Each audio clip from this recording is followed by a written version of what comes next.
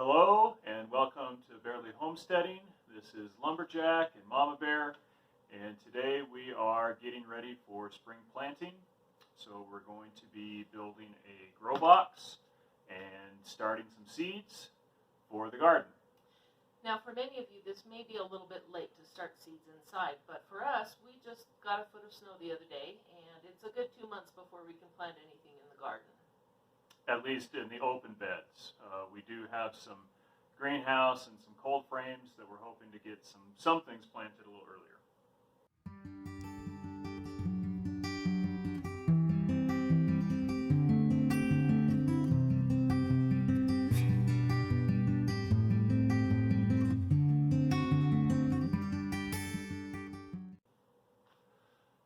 Okay, so we're going to start by building a grow box.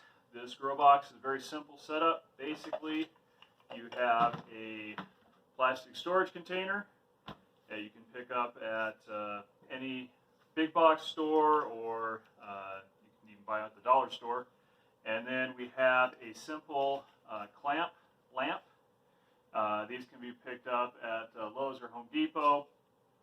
And the nice thing about this is they're very flexible as to where they can be placed. And so we're going to be cutting a hole in the top of our container for our lamp. And then our container will get the seeds placed inside. And hopefully the plan is that they will sprout and we can plant them in a few weeks. So we're going to start by cutting the hole in the top for our lamp. And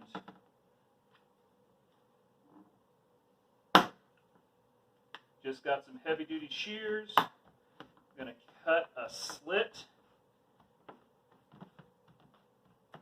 for the clamp of the lamp, and then a hole that the back of the lamp can poke through. Any utility knife should work if you don't have a pair of heavy duty scissors. And actually, utility knife might work better.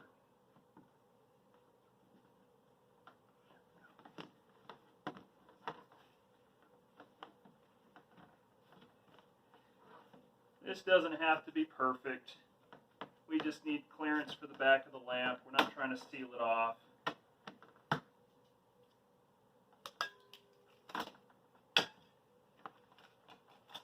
And that'll probably be big enough. So we're going to take the cord, feed it through there.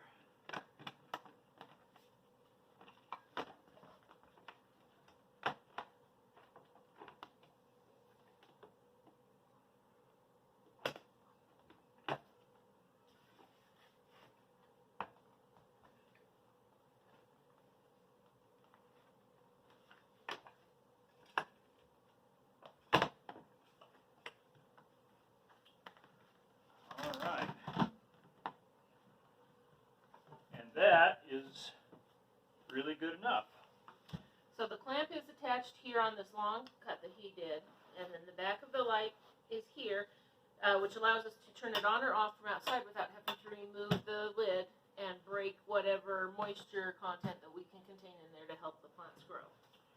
And if you'll notice, the light of the lamp is fairly close to the bottom. You actually want only a couple inches of separation from the light and the soil, because you want that light to really cover the soil as much as possible to encourage germination of the seeds.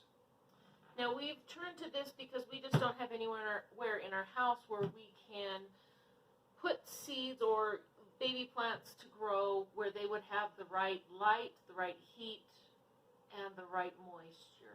And so we needed to build a self-contained area where we can provide all three of those things. Yep. All right, and so now Mama Bear is going to get the seeds ready to actually put in here. Now, many things that we can grow in our garden, we have a certain amount of things that grow really well. Squash, pumpkins, beans and peas. We can plant all those seeds out in a couple months when the garden is warm enough and the snow has melted. But there are some things that we just don't have a long enough growing season to really grow, and so we are trying to force some of those by starting them inside. We have grown Brussels sprouts 2 summers in a row and have never been able to get a long enough growing season. So we are going to attempt to grow them inside, get them started inside, and then move them out to the garden and see if that gives us a big enough boost to get what we need done. Same with sunflowers and cucumbers. When I hand me that, the tray and a cup, and I'll start filling these with soil.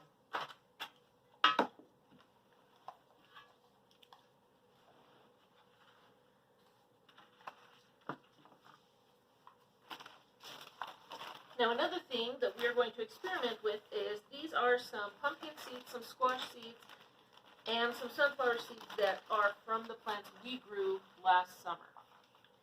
And we are hoping that if we keep harvesting the seeds, they will get more accustomed to our climate. If we harvest the biggest and best, Keep the seeds from the biggest and best. Keep the seeds from the biggest and best, that we will be able to, over time, get plants that are adjusted to our climate. And so we are going to just plant a couple of these and see if they're even viable, see if we did it right, because it's a first for us. Everything's an experiment on the homestead. And we did promise lots of failures along the way, so who knows, maybe this will be one of them.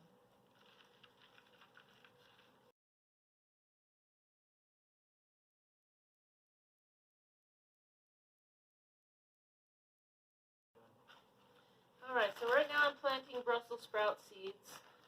Seeds are fairly small, so they don't have to go too deep. Just put them on the top and maybe dust a little bit of soil over. Alright, and that should be plenty from there.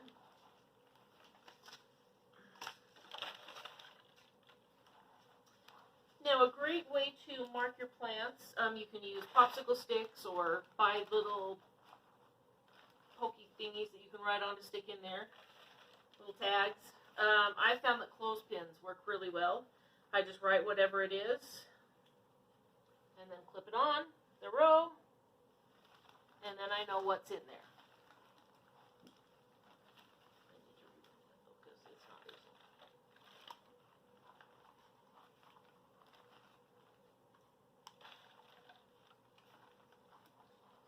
Now, sunflower seeds are going to go a little bit deeper.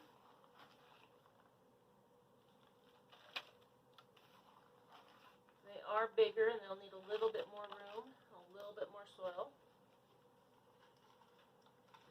Same with the pumpkin and the squash.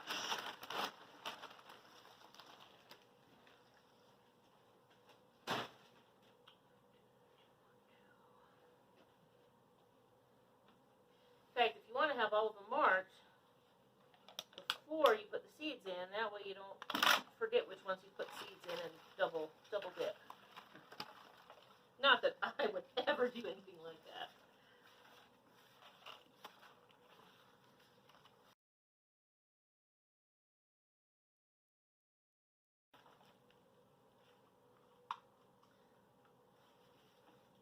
Now, as I said, these pumpkins and squash don't technically need to be planted early inside, but we just wanted to see if they're actually viable, if we preserve them correctly, before we end up planting a whole bunch outside and then they never grow. Alright, here are some cucumbers.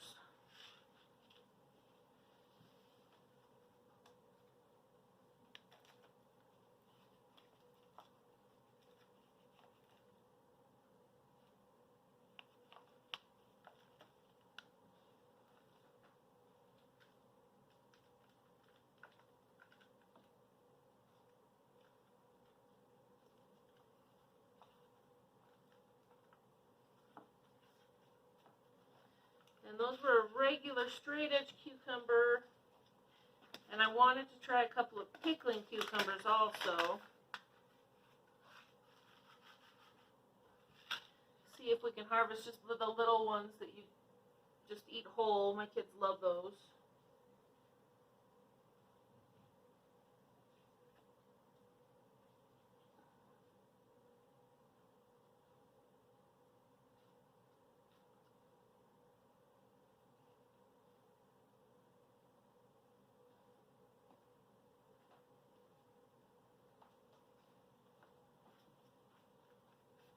you generally want to plant a few more. Say you want, 5 plants out in your garden. I would plant at least 7 or 8 seeds just to make sure that you get what you want, and then you can pick the hardiest and the healthiest to actually go out to your garden. Or you can give some to friends and neighbors if you have too many. But that way, if not all of them come up, you've at least got a selection of some. Now this is another experiment. We found some watermelon seeds for a short season. And so we wanted to attempt these and just see if it was even possible to grow our own watermelons up in this climate.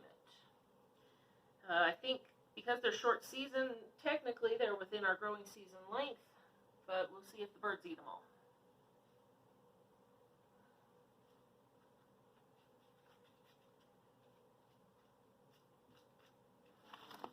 Alright. Now to water these at first, what we'll do is we'll just use a spray bottle and keep the soil moist, but that way they won't get too drowned out. And then once they actually are plants, we will water them with more than just a spray bottle.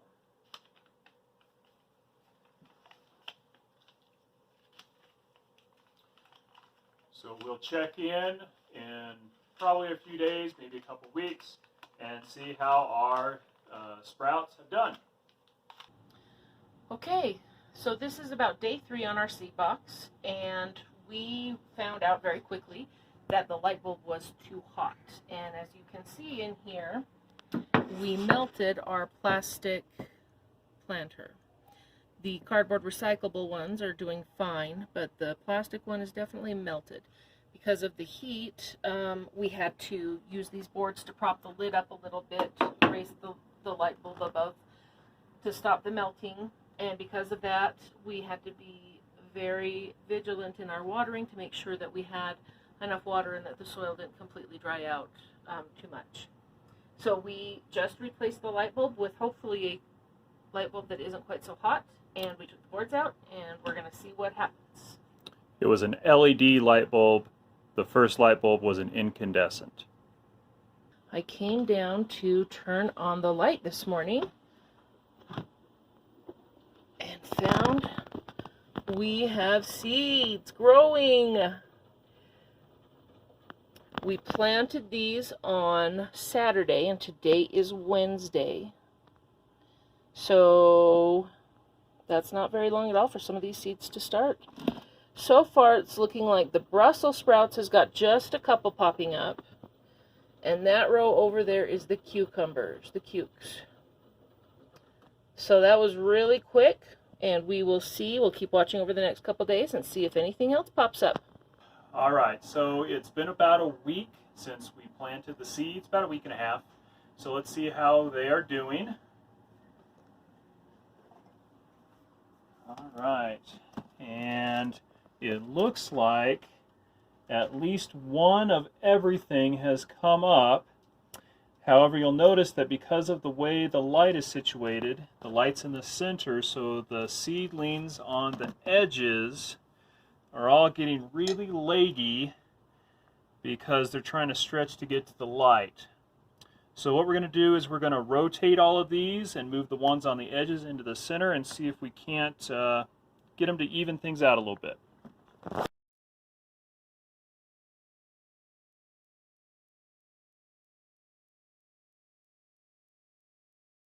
All right, so some of these are getting pretty big, and don't know if you noticed, but the roots are starting to grow out the bottom. So we're probably going to have to transplant these soon into a larger container in order to maintain their growth, because it's not quite ready for us to be able to plant them out in the garden yet. We're actually supposed to get some snow here in just a couple of days. So got to keep them inside for a little bit longer, and we'll have to come up with lighting for them once we transplant them, because I don't know if all those are going to fit inside of this little grow box. So we'll talk later about what we come up with. Some of our seedlings were doing better than the others. So we brought a couple of the colder weather seeds outside and planted them, and as you can see, this one's doing rather well. This is the time of the year when we would just start to be thinking about putting seeds in the ground, and this one has got several weeks on it already, and so we're hoping for a pretty good harvest from some of the seedlings that we started indoors. Alright, so today is May 15th, which is one of our kind of safe dates up here in the mountain.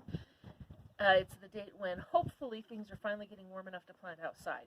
It's no guarantee. Sometimes we have snow into June, but this is the day that we kind of look for and hope for. These are all the seedlings that we had planted, that we planted the seeds in the grow box. As you can see, some of them are growing quite well.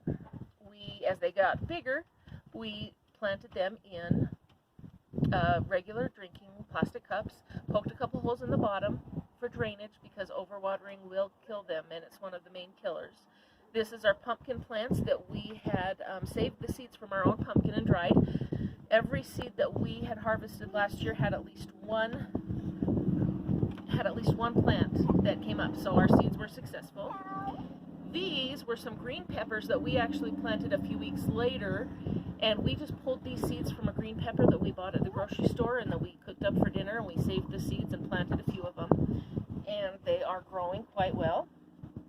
They are a few weeks behind, but we are finally warm enough that now we can look at putting them in the garden and transitioning them outside, which is why we've got them outside. They've been sitting out yesterday and today, trying to get acclimated to the sun and to the cooler evenings. Most of our evenings are in the 40s now at nighttime. We still dip down into the 30s a few nights, and so we just have to watch and be careful, and if we think it's going to get too cold, we will cover them.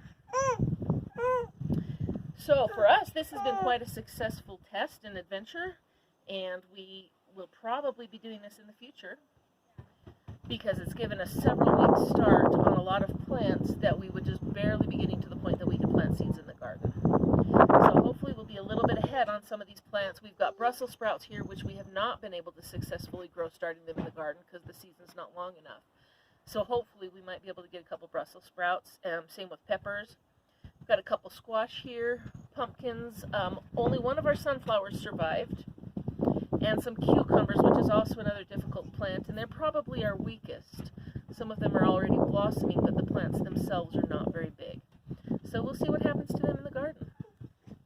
And for now, this is Mama Bear from Barely Homesteading saying, use it up, wear it out, make it do, or do without. And feel free to smash that like button or subscribe.